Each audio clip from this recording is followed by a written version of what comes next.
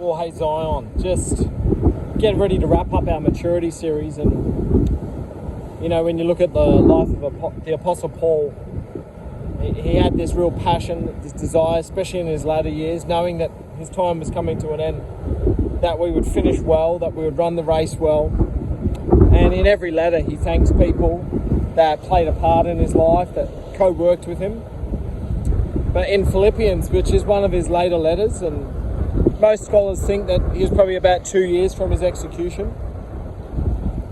But he gives this wonderful charge in chapter 3 of one thanking, realizing that he didn't make it on his own. Two, that he says, this one thing I do is I forget what's behind and I look forward. And then thirdly, he says, I think of my upward call in Christ Jesus, knowing that, he's going to spend eternity with Jesus, and that he was just in this temporary earthly tent. And then finally, he says to imitate him and follow those that have walked in that example. And I guess it's this real challenge. And of course, this is just a recap, but just zoning in on that idea of following Paul's example and imitating him, and then leaving us with the challenge: are we living a life that's worthy of imitation? Are we living a life that others could look at and say, that's how I want to follow Jesus?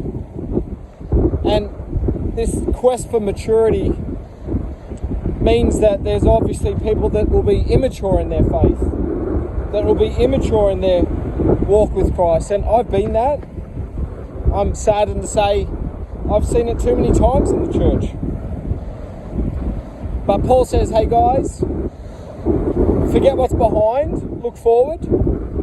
One, realize you didn't make it on your own, and we need each other, and the danger of just trying to do this journey on our own. We need one another. Obviously, we need Christ to be saved, and that was more his context. But then making sure our eyes are on the right finish line. I gave a bit of context to some of the health challenges that are on my life. But if we keep our eyes fixed on the right finish line, we actually win in the end. But yeah, then finally, just this idea of imitation. And I pray that my life, I pray your life would be worthy of imitation.